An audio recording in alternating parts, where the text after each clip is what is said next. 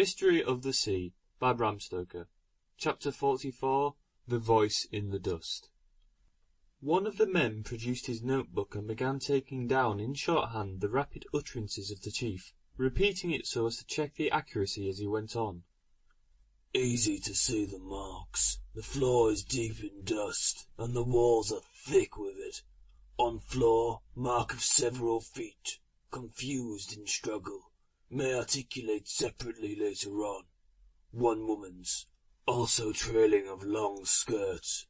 On walls, marks of hands, fingers outspread, as if trying to grasp.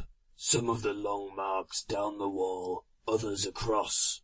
The speaker here raised his lamp and held it in the opening as far as his arm would go. Then he went on. Steps wind downwards to right. Struggle seems to have stopped. Footmarks more clear. Then the chief turned to us.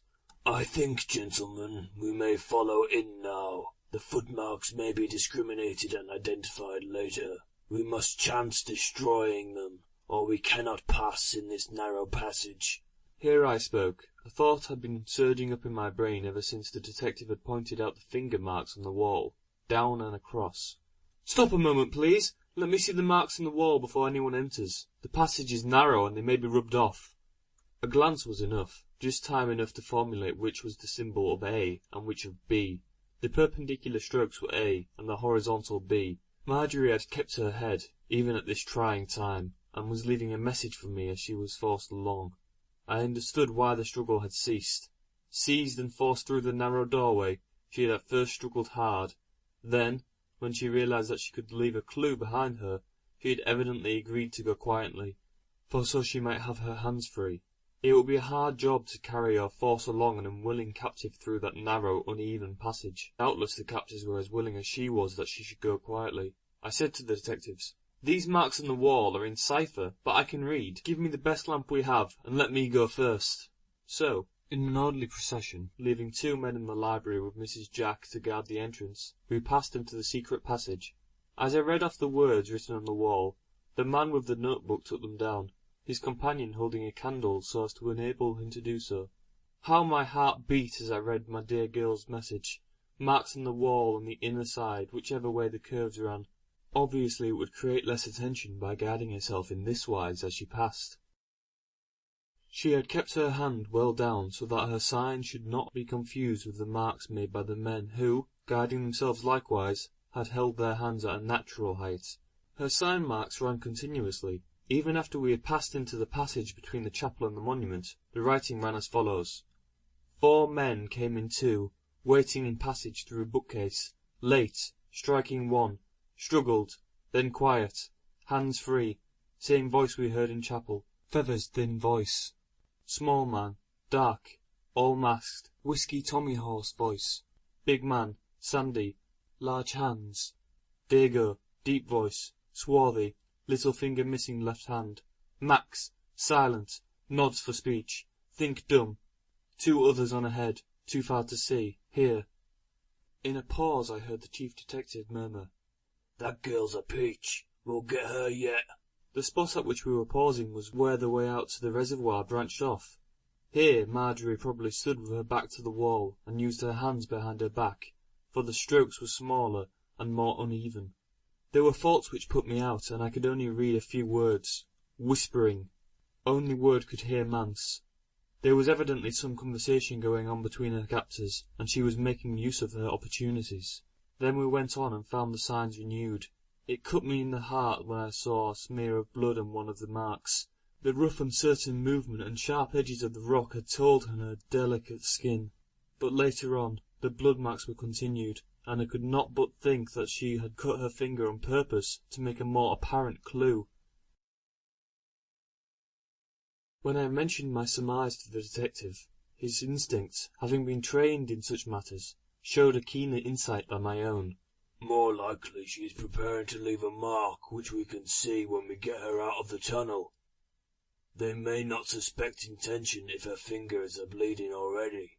The words following the stop where I read Mance were boat, ready seagull, coffin, hearse, bury, isn't. Here the next mark, instead of being horizontal, took a sudden angle down, and the blood was roughly rubbed off. It was as though her hand had been struck in the act of making the mark. Her captors had suspected her. There were no more marks on the wall.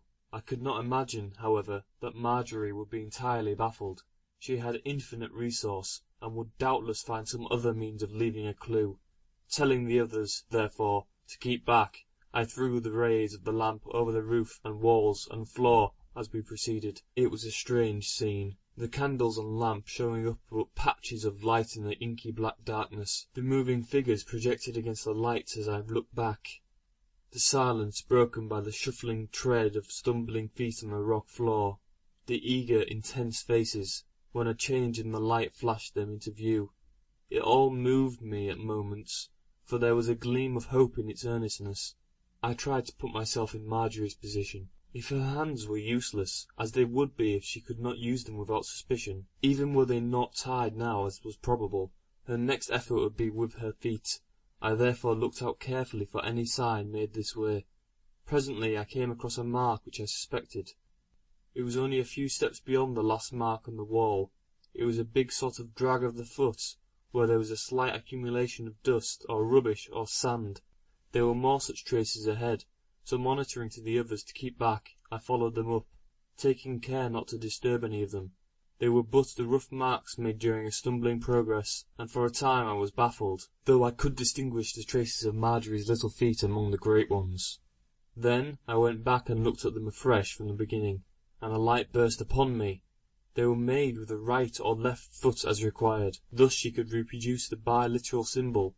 Interpretation was now easy enough, and hence on, to the exit from the tunnel, I could tell almost every word written, there being only a few cases where the sign was not sufficiently marked for me to read it. Suspicious, hands tied, gagged, find Seagull, find Manse. It was sadly slow work, and my heart at times sank within me at the exasperating delay in our progress.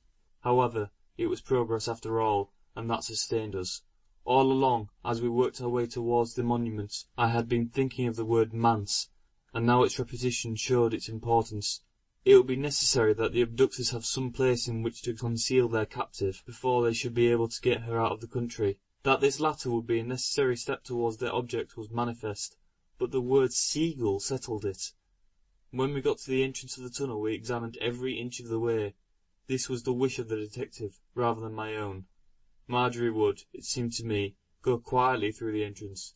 She would know that she was being watched here with extra carefulness, and would reserve herself for a less suspicious opportunity. She would also know that if I were on her track at all, I would be able to follow through the secret entrance. Outside, on the ground beside the monument, there were no unusual signs of passage. The patch of bare earth and gravel, which we had before noticed, left no trace of footsteps. Those who had used it had evidently taken care that there should be no sign.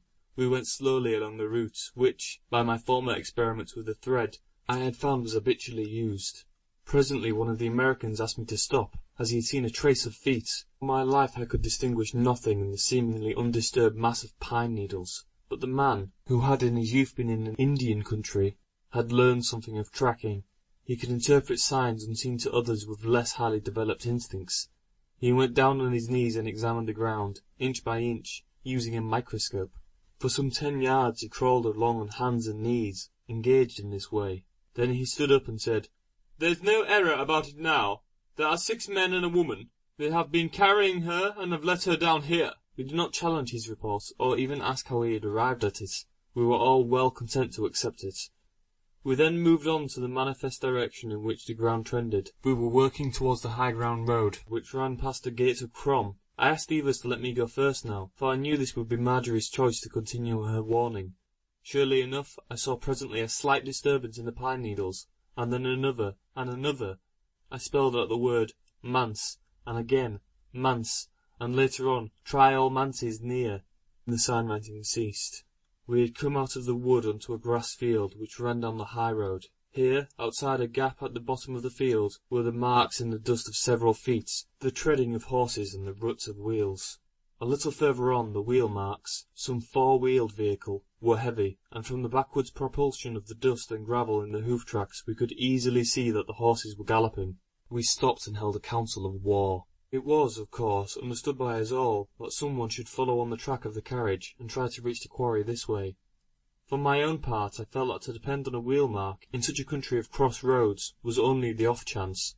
In any case, this stern chase must be a long one, whereas time was vital, every moment being precious. I determined to try and follow out Marjorie's clue. Try every man sneer. To do this we should get to some centre where we would obtain a list of all the churches in the neighbourhood. Ellen was naturally the place, as it was the centre of the district. They all acquiesced in my view, so we hurried back to Crom, leaving 2 men, the tracker and another, to follow the fugitives. Hitherto Don Bernardio had hardly said a word. He was alert, and the eager light of his eye was helpful. But after he had shown us the secret way, and found that already I knew the outer passage as well as he did, or better, he had contented himself with watchfulness. Now, he suggested, "There is also the boat. May it not be well that someone should follow up that side of the matter? Thus we shall be doubly armed." His advice commended itself to the chief of the detectives, though I could see that he took it suspiciously from the Spaniard. It was with this manifest purpose of caution that he answered, "Quite right, but that we shall see to ourselves. When Mr. Adams comes, he will work that racket." The Spaniard bowed, and the American returned the courtesy with a stiff back. Even in such a time of stress, racial matters were not to be altogether forgotten. In the hall at Crom we found, when we came back through the old chapel, Sam Adams. He had arrived just after we had set out on our search, but was afraid to follow over ground lest he should miss us. Wisely he did not attempt the underground way, as he had no proper lights. His coming had been a great comfort to Mrs. Jack, who, always glad to see a countryman of her own, now almost clung to him.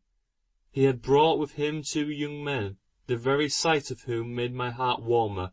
One of them he introduced as Lieutenant Jackson of West Point, and the other as Lieutenant Montgomery of Annapolis. "These boys are all right," he added, laying a hand affectionately on the shoulder of each. "I'm sure they are. Gentlemen, I thank you with all my heart for coming," I said as I wrung their hands. They were both fine specimens of the 2 war academies from the United States, clean built from top to toe, bright-eyed, resolute and alert, the very type of highly bred and trained gentleman. The young soldier Jackson answered me. "I was too delighted to come when Adams was good enough to get leave for me." "Me too," echoed the sailor. "When I heard that Miss Drake was in trouble, and I was told I might come, I think I danced. Why, sir, if you want them, we've only to pass the word, and we can get you a man-of-war's crew, if every man of them has to desert." Whilst we were speaking there was a sound of rapid wheels, and a carriage from Ellen drew up at the door. Out jumped Cathcart, followed by a tall, resolute-looking young man who moved with the freedom of an athlete. "Am I in time?" was Cathcart's greeting as he rushed towards me. I told him exactly how we stood. "Thank God," he said fervently. "We may be in time yet." Then he introduced his friend, Macrae of Strathspiel. This was the host with whom he had been staying, and who had volunteered to come on hearing of his summons. "You may trust Donald," was his simple evidence of the worth of his friend. This addition to our forces gave us great hope. We now had a sufficiently intelligent, resolute men to follow up several clues at once, and in a brief council we marked out the various duties of each. Cathcart was to go to Ellen and get a list of all the manses in the region of Butchen, try to find out if any of them had been let to strangers. We took it for granted that none of the clergy of the place were themselves concerned in the plot. Macrae was to go with Cathcart and get all the saddle horses he could without attracting public attention, and bring them, or have them brought, to Crom as soon as possible. Secrecy of movement was insisted on with almost agonized fervour by Adams and his secret servicemen. "You don't know these wretches," said the chief of the latter. "They are the most remorseless and cruel villains in the world, and if they are driven to bay will do anything cruel or base. They are well plucked too, and don't know what fear means. They will take any chances, and do anything to get their way and protect themselves. If we don't get right in this matter, we may regret it to the last of our days." The silence in the room was only broken by the grinding of teeth and by Mrs. Jack's suppressed sobs. Adams was to go to Aberdeen as a working centre, and was to look after the nautical side of the adventure. He was to have Montgomery in this work with him. Before he left Crom, he wrote some cipher telegrams to the embassy. He explained to me that one of the suggestions was that an American warship which was cruising in the North Sea should, if possible, be allowed to lie off the coast of Aberdeen, ready for any emergency. When Montgomery heard this, he asked if possible a message should be sent from him to the first officer in Keystone. "Tell the men privately that they are helping Marjorie Drake. There will be 1,000 pair of eyes on the watch then," he added by way of explanation. I was to wait with the detective till we should get word from any of our sources as to what could be done. For there were several possibilities. The trackers might mark down the locality where the prisoner was hidden. Cathcart might, before this, come with the list of manses and their occupants. Adams or Montgomery might get wind of the Seagull, for Montgomery had already orders to go to Petershead and Fairsborough, where the smacks for the summer fishing were gathered. Don Bernardio remained with me at Crom. End of chapter 44. The Voice in the Dust.